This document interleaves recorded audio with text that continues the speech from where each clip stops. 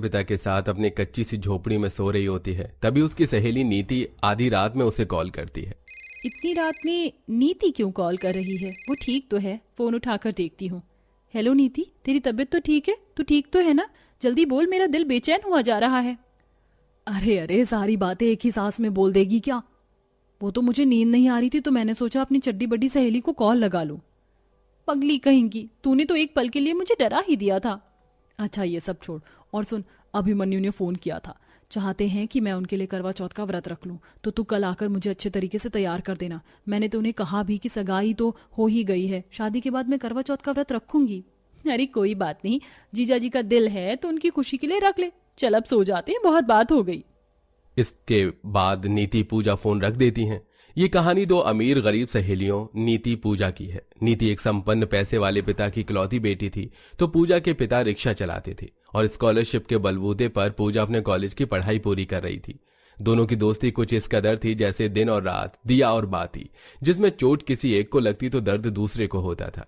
अगले दिन पूजा नीति के घर आकर उसका अच्छे से श्रृंगार करती है। देखो तो कितनी सुंदर लग रही है मेरी प्यारी सहेली, सजकर और संवर कर। आज तो जीजाजी लट्टू हो ही जाएंगे। पर तेरा जोड़ा कहाँ है? इतने में नीति की होने वाली सास सुभद्रा जोड़ा देने आती है। प्रणाम मम्मी जी, आ गई आप? खुश रहो मेरी प्यारी होने वाली बहू, बहुत प्यारी लग रही हो, एकदम लक्ष्मी के स्वरूप। अब तो बस मेरी केवल एक ही इच्छा है, एक ही अरमान है, जल्दी से जल्दी बहू बनकर मेरे अंगना द्वार आ जाओ और अपना घर संभालो। जी बिल्कुल मम्मी जी, मैं बहुत जल्दी आऊंगी। सुभद्रा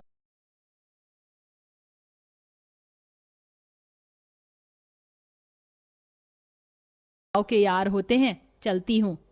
सुभद्रा की कड़वी सी बातें पूजा के दिल पर लग जाती हैं। मुरझाई हुई सूरत लेकर वो वहां से चली जाती है। इधर नीति वीडियो कॉल पर अभिमन्यु को देखकर व्रत खोलती है, तो वहीं पूजा एक पार्क में जाती है जहां देव उसका इंतजार कर रहा होता है। कहाँ रह गई थी तुम पूजा? कब से इंतजार कर रहा हूं। देव जी, आपकी माँ जी आई थी नीति को शगुन देने, इसलिए निकल नहीं पाई। देव अपने हाथों से पूजा को पानी पिलाकर व्रत खुलवाता है। तोहफा तो मैं लाना ही भूल गया, बताओ तुम्हें क्या चाहिए? आंसुओं भरी आंखों से पूजा देव को देखकर अपनी दिल की आरजू बताती है। देव जी, मैं आपकी दुल्हन बनना चाहती हूँ, पर डरती हूँ कि माँ जी मुझ गरीब को स्वीकार नहीं करेंगी, और फिर आप मेरी जान से प्यारी सहेली के देवर भी हैं, कहीं नीति को बुरा ना लगे। मैं सब संभाल लूंगा, अब हमें शादी कर लेनी चाहिए। लगभग कुछ महीने गुजरने के बाद नीति अभिमन्यु की शादी की तारीख आ जाती है। बड़े धूमधाम से सुभद्रा देवी शादी करवा के ले आती है। आज जाकर मेरे घर के धन्य भाग जागे हैं, मेरी नीति बहू जो आ गई। बहू अपने सुंदर पैरों से कलश गिराकर अंदर आओ। जी मम्मी जी। तभी गले में माला डाले पूजा देव भी दहलीज से आकर अंदर आशीर्वाद मांगते हैं। माँ, मुझे और पूजा को भी आशीर्वाद दे दो। जैसे ही नीति अपनी सहेली पूजा को देखती है तो चौंकते अंदाज में बोलती है। पूजा, तू? देखा नीति बहू, मैंने कहा था ना, एक ना एक दिन तेरी ये गरीब सहेली तुझे दगा देगी, और देख आज ये तेरी देवरानी बनकर इस घर में चली आई। पूजा, तूने मेरी पीठ पर छुरा भोंका। तुझ जैसे दोस्त से तो दुश्मन भले। मैंने आंख बंद करके तुझ पर भरोसा किया था, और तू मेरे देवर के साथ शादी करके चली आई। नीति, तू तो मेरी सहेली है, कोई समझे ना समझे, तू तो मुझे समझ। मैं और देव जी एक दूसरे से प्यार करते हैं, ती खत्म। क्यों मेरी गरीब बहू, तुझे क्या लगता है कि तू जो अपनी अमीर सहेली के साथ सौगात बनकर इस घर में चली आई है, तो मैं तुझे वो स्थान, वो जगह दे दूंगी जो मेरी नीति बहू को मिलेगी? कभी नहीं। नीति बहू, अभिमन्यु, तुम दोनों ऊपर रहोगे, और देव तू अपनी बीवी को लेकर यहीं नीचे वाले कमरे में रहेगा।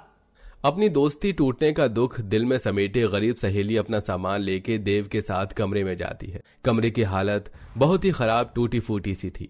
हर जगह सीलन छाई हुई थी, जबकि अमीर सहेली का ऊपर का फ्लोर खूबसूरती से सजा हुआ था, जहां वो आरामदायक तरीके से सोते हैं। लेकिन पूजा सारी रात सो नहीं पाती। भोर के 3-4 बज गए, नींद तो आ नहीं रही, काम ही कर लेती हूँ उठकर। काम खत्म करके पूजा अपनी सास और सहेली के ऊपर से उतरने का रास्ता देखने लगती है। इतनी देर हो गई प्रतीक्षा करते करते, अभी तक कोई नहीं आया, मैं ही ऊपर चली जाती हूँ।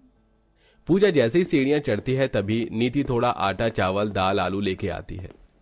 ये लो, सासू माँ ने भिजवाया है, अपना नीचे बनाओ, खाओ, खबरदार जो ऊपर आने की कोशिश की।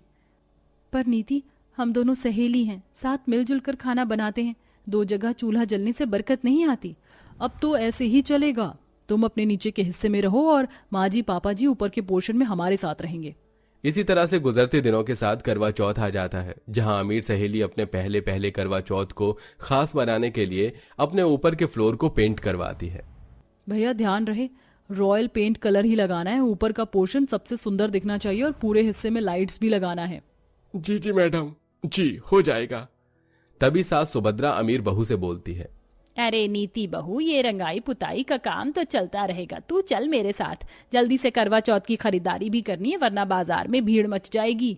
जी जी मम्मी जी, बस चलते हैं। जैसे ही सुभद्रा अपनी बहू के साथ जाने लगती है तो नीति के ससुर कहते हैं, अरे भाग्यवान, जब बाजार जा रही हो तो पूजा बहू को भी लेते जाना, उसका भी पहला पहला करवा चौथ है।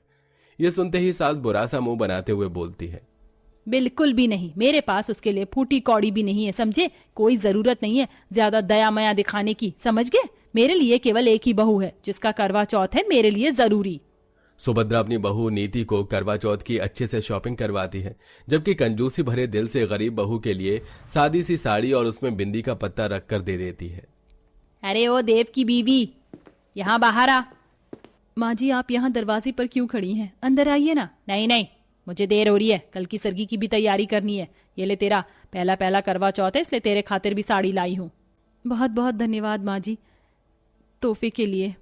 अपने प्रति अपनी सास का जरा सा लगाव देख गरीब सहेली खुशियों से फूले नहीं समाती। उधर दोनों सास बहू सरगी की थाली में फल फ्रूट बताशे रेवड़ी मेवे रखकर खाती है, जबकि नीचे घनघोर गरीबी में पूजा सूखी रोटी और पानी पीकर सरगी करती है। इसी तरह से करवा चौथ वाला दिन भी आ जाता है, जहां नीति ने पूरे मोहल्ले आस पड़ोस को न्योता देकर बुलाया था। वहीं पूजा को एक बार भी पूछा तक नहीं। ऊपर दिखावटी माहौल छाया था, जबकि नीचे गरीबी में चौथ माता की फोटो रखकर पूजा खुद से ही करवा चौथ की कथा पढ़ती है, जबकि ऊपर सब पंडित को दान दक्षिणा देते हैं। तभी नीचे दिखाने के लिए नीति नीचे प्रसाद देने आती है और इतराते हुए पुकारती है, पूजा, अरे ओ बाहर आओ। नीति, मेरी सहेली, मैं जानती थी कि तुम आज के दिन मेरे दरवाजे पर जरूर आओगी। आओ ना, अंदर आओ। बिल्कुल नहीं, इस भूल में मत रहना कि तुमसे मैं दोस्ती करने आई हूँ। सबके बाद प्रसाद बच गया था इसलिए ले आई, फेंकने से बढ़िया कोई गरीब खा लेगा तो गुण गाएगा। अब इतनी महंगी मिठाई लड्डू खाने की तुम्हारी क्षमता तो है नहीं। नीति खफापन में अपनी गरीब सहेली को बेहद रुस्वा करती है, जिससे उसकी आंखों से आंसू बह जाते हैं। इसके बाद नीति ऊपर जाने लगती है, तभी सीढ़ी से उसका पैर फिसल जाता है और वो कई दिनों से गिरकर नीचे आ जाती है और सिर से खून आ जाता है। नीति आंखें खोलना, उठना, क्या हुआ तुझे? सब नीति को अस्पताल ले जाते हैं। पूरे वक्त पूजा नीति के साथ थी, उसकी आंख से बहते आंसू नहीं थम रहे थे। जैसे ही नीति होश में आती है तो उसे भूली हुई दोस्ती के पल याद आने लगते हैं। उसके दिल में इतने दिनों के अपने बर्ताव के लिए बेहद पछतावा भरा होता है। पूजा, मुझे माफ कर दे यार, मैंने हमारी दोस्ती को तोड़ दिया, तुझे क्या क्या नहीं कहा, तुझे नीचा दिखाया, माफ कर दे, सॉरी यार। अरे दोस्ती में माफी नहीं मांगते, तू हमेशा मेरी सहेली थी, है और रहेगी। अंत में दोनों सहेलियों के बीच के सारे गिले शिकवे मिट जाते हैं। दोनों खुशी खुशी घर आकर एक साथ करवा चौथ का व्रत खोलती हैं। अब सुभद्रा भी अपना व्यवहार बदलकर पूजा को अपना लेती है और नीचे के हिस्से की मरम्मत करवा देती है। सब खुशी खुशी रहने लगते हैं। आशा है ये कहानी आपको अच्छी लगी होगी। वैसे क्या आप बता सकते हैं करवा चौथ का व्रत सबसे पहले किसने रखा था? कमेंट में जवाब